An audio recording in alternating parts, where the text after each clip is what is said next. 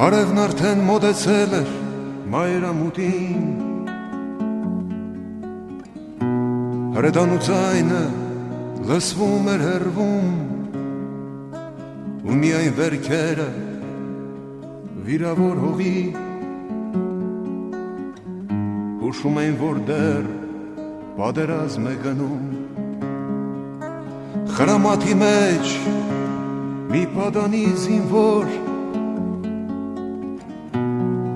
կարոդով նամակ էր գրում, նա հիշում էր տունը հայրենի, ծվարած հայոց լեռներում։ Միլացի իմ մայրիկ, սպասիր ինձ և ես գգամ, ես քեզ շատ եմ սիրում, կարոտել եմ իմ մայրիկ, ես հիշում եմ խոսքերը քո, սիրել հողը մեր հայրենի, ես հիշում եմ արցունքները քո,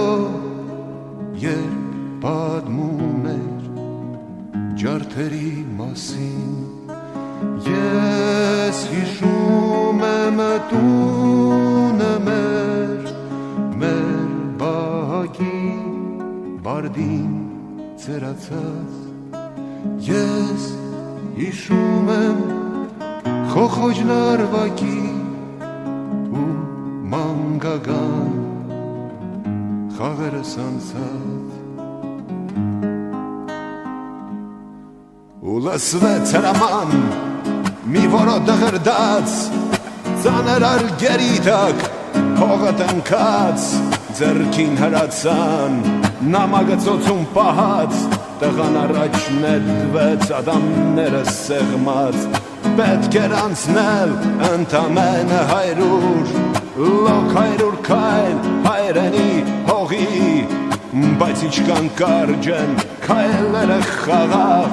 և ինչքան երկար դաշտում այս կռվի, ու հանկարծ կարծես լռեց ամեն ինչ, տղան հնձված հասքի պես ընկավ,